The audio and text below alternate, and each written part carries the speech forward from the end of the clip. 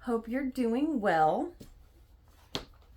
So, I had a little error in the last reading, and I did not realize how much was cut off. I had forgot to put my do not disturb button on, and a reminder came up, so it kind of blocked the whole screen. And unless I hit dismiss, it was not going to move. So I lost like half of the recording for day 62, but I didn't catch it until it was too late. So I'm not going to worry about it. It doesn't have to be perfect. So we're just going to go ahead and pick up where we left off and finish the week 9, so that we can move on to week 10. 10 weeks already. Time is just flying by. I mean, flying by. So, all right, let's see. So this is day 63 that we're starting on, week 9, day 63. And it begins as the Israelites settle at Mount Sinai for their first year stay. And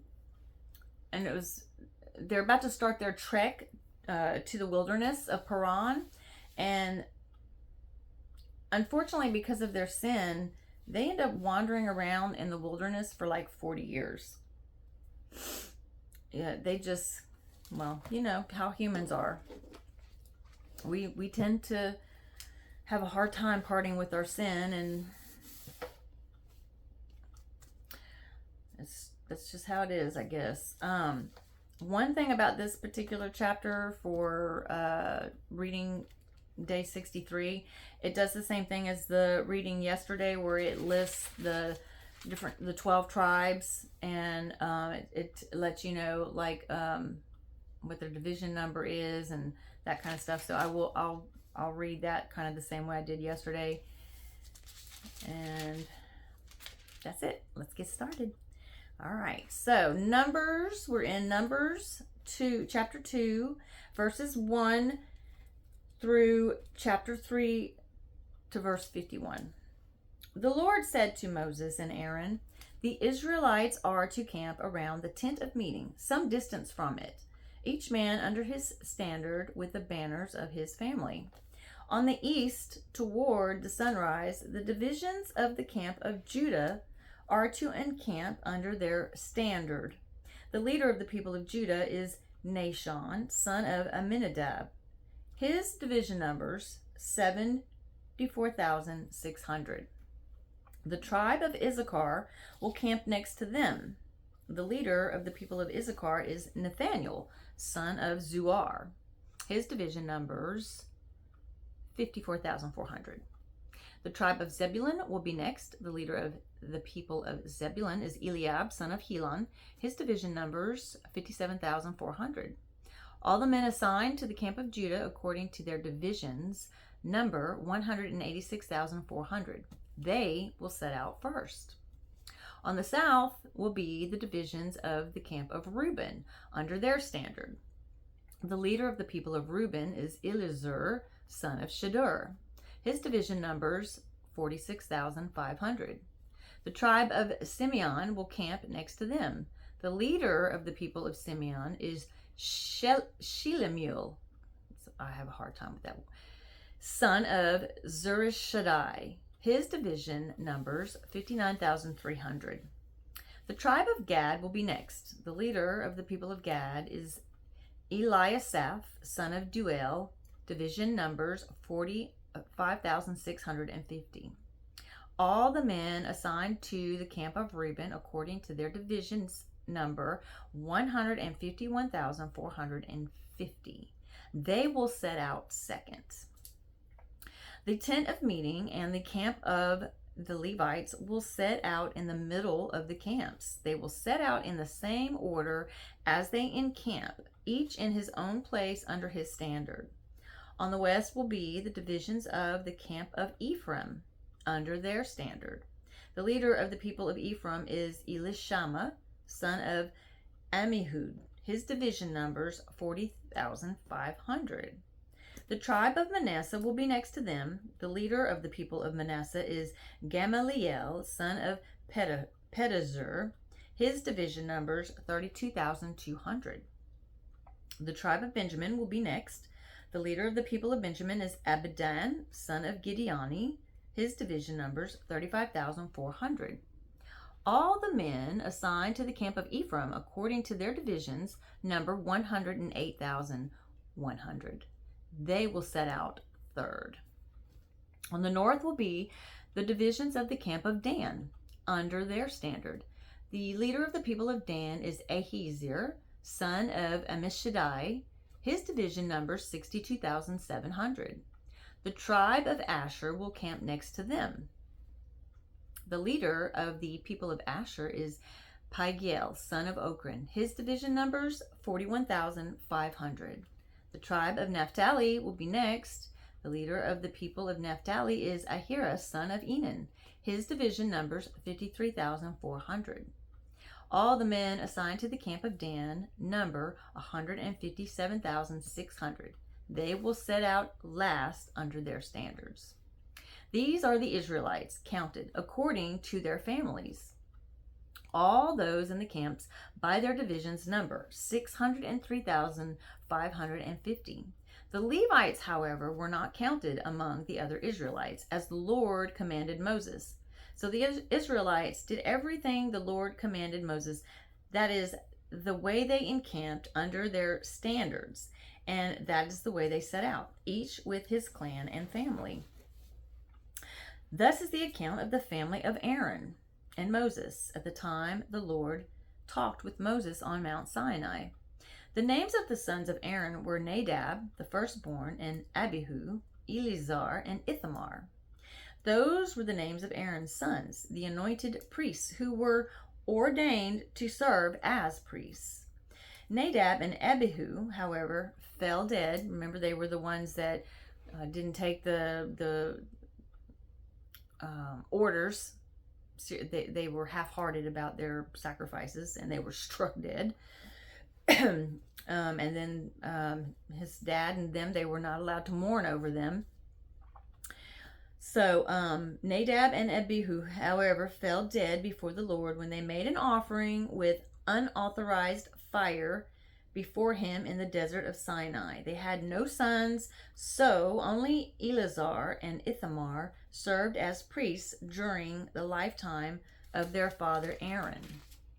The Lord said to Moses, "Bring the tribe of Levi and present them to Aaron, the priest, to assist him. They are to perform duties for him and for the whole community at the tent of meeting by doing the work of the tabernacle.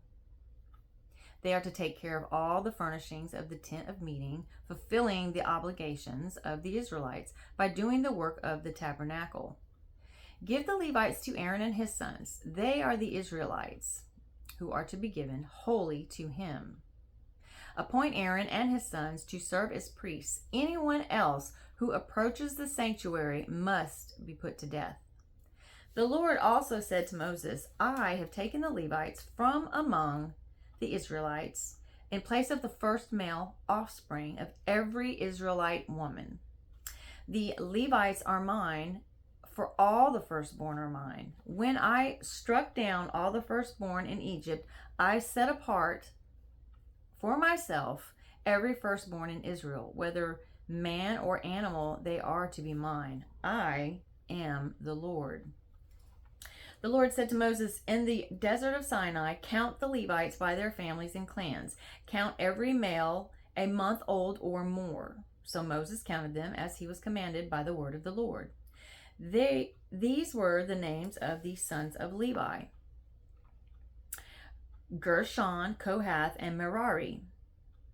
These were the names of the Gershonite clans, Libni and Shimei. The Kohathite clans, Amram, Izhar, Hebron, and Uziel. The Merarite clans, Mali and Mushi. These were the Levite clans according to their families. To Gershon belonged the clans of the Libnites and the Shimeites. These were the Gershonite clans. The number of all the males, a month old or more, who were counted was 7,500. The Gershonite clans were to camp on the west behind the tabernacle. The leader of the families of the Gershonites was Eliasaph, son of Lael. At the tent of meeting, the Gershonites were responsible for the care of the tabernacle tent, its coverings, the curtain at the entrance to the tent of meeting, the curtains of the courtyard, the curtain at the entrance to the courtyard surrounding the tabernacle and altar, and the ropes, and everything related to their use. To Kohath belonged the clans of the Amramites, Izharites, Hebronites, and the Uzzielites. These were the Kohathite clan. The number of all the males a month old or more was 8,600. The Kohathites were responsible for the care of the sanctuary. The Kohathite clans were to camp on the south side of the tabernacle. The leader of the families of the Kohathite clans was Elizaphan, son of Uzziel. They were responsible for the care of the ark, the articles of the sanctuary used in ministry, the curtain, and everything related to their use. The chief leader of the Levites was Eleazar, son of Aaron, the priest. He was appointed over those who were responsible for the care of the sanctuary. To Merari belonged the clans of the Mahalites and the Mushites. These were the Merarite clans. The number of all the males, a month old or more, who were counted was 6,200.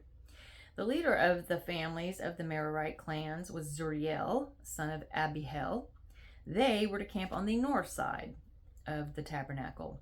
The Merarites were appointed to take care of the frames of the tabernacle, its crossbars, posts, bases, all its equipment, and everything related to their use, as well as the posts of the surrounding courtyard with their bases, tent pegs, and ropes. Moses and Aaron and his sons were to camp to the east of the tabernacle, toward the sunrise, in front of the tent of meeting. They were responsible for the care of the sanctuary on behalf of the Israelites. Anyone else who approached the sanctuary was to be put to death. The total number of Levites counted at the Lord's command by Moses and Aaron according to their clans, including every male a month old or more, was 22,000. Excuse me. The Lord said to Moses, "Count all the firstborn Israelite males who are a month old or more, and make a list of their names. Take the Levites for me, in place of all the firstborn of the Israelites, and the livestock of the Levites, in place of all the firstborn of the livestock of the Israelites. I am the Lord." So Moses counted all the firstborn of the Israelites, as the Lord commanded him. The total number of firstborn males a month old or more, listed by name, was 22,273. The Lord said to Moses, "Take the Levites in place of all the firstborn of Israel, and the livestock of the Levites in place of their livestock. The Levites are to be mine. I am the Lord. To redeem the 273 firstborn Israelites who exceed the number of the Levites, collect 5 shekels for each one, according to the sanctuary shekel, which weighs 20 gerahs. Give the money for the redemption of the additional Israelites to Aaron and his sons." So Moses collected the redemption money for those who exceeded the number redeemed by the Levites. From the firstborn of the Israelites, he collected silver weighing 1,365 shekels, according to the sanctuary shekel. Moses gave the redemption money to Aaron and his sons as he was commanded by the word of the Lord. All right, so that is the end of Old Testament, and that Old Testament week 9, day 63. And now we're going to continue on to New Testament, and we're going to pick up in Mark chapter 11, 27 through chapter 12, verse 17. So Jesus and his disciples, arrived again in Jerusalem. And while Jesus was walking in the temple courts, the chief priests, the teachers of the law, and the elders came to him. By what authority are you doing these things? They asked. And who gave you authority to do this? Jesus replied, I will ask you one question. Answer me, and I will tell you by what authority I am doing these things. John's baptism, was it from heaven or from men? Tell me. They discussed it among themselves and said, if we say from heaven, he will ask, then why didn't you believe him? But if we say from men, they feared the people, for everyone held that John really was a prophet. So they answered Jesus, we don't know. Jesus said, neither will I tell you by what authority I am doing these things. He then began to speak to them in parables. A man planted a vineyard. He put a wall around it, dug a pit for the winepress, and built a watchtower. Then he rented the vineyard to some farmers and went away on a journey. At harvest time, he sent a servant to the tenants to collect from them some of the fruit of the vineyard. But they seized him, beat him, and sent him away empty-handed. Then he sent another servant to them. They struck this man on the head and treated him shamefully. He sent still another, and that one they killed. He sent many others. Some of them they beat, others they killed. He had one left to send, a son whom he loved. He sent him last of all, saying, they will respect my son. But the tenants said to one another, this is the heir. Come, let's kill him, and the inheritance will be ours. So they took him and killed him and threw him out of the vineyard. What then will the owner of the vineyard do? He will come and kill those tenants and give the vineyard to others. Haven't you read the scripture? The stone the builders rejected has become the capstone. The Lord has done this, and it is marvelous in our eyes. Then they looked for a way to arrest him because they knew he had spoken the parable against them. But they were afraid of the crowds, so they left him and went away. Later, they sent some of the Pharisees and Herodians to Jesus to catch him in his words. They came to him and said, Teacher, we know you are a man of integrity. You aren't swayed by men, because you pay no attention to who they are, but you teach the way of God in accordance with the truth. Is it right to pay taxes to Caesar or not? Should we pay or shouldn't we? But Jesus knew their hypocrisy. Why are you trying to trap me? He asked. Bring me a denarius and let me look at it. They brought the coin, and he asked them, whose portrait is this, and whose inscription? Caesar's, they replied. Then Jesus said to them, give to Caesar what is Caesar's, and give to God what is God's. And they were amazed at him. All right, so that is the end of New Testament. Now we're going to read Psalms chapter 47, 1 through 9. Clap your hands, all you nations. Shout to God with cries of joy. How awesome is the Lord Most High, the great King over all the earth. He subdued nations under us, peoples under our feet. He chose our inheritance for us, the pride of Jacob, whom he loved. Selah. God has ascended amid shouts of joy, the Lord amid the soundings of trumpets. Sing praises to God. Sing praises to our King. Sing praises. For God is the King of all the earth. Sing to him a psalm of praise. God reigns over the nations. God is seated on his holy throne. The nobles of the nations assemble as the people of God, of Abraham. For the kings of the earth belong to God. He is greatly exalted. And the last reading for week 9 is Proverbs chapter 10, verses 24 and 25. What the wicked dreads will overtake him. What the righteous desire will be granted. When the storm has swept by, the wicked are gone, but the righteous stand firm forever. Well, that is a beautiful promise.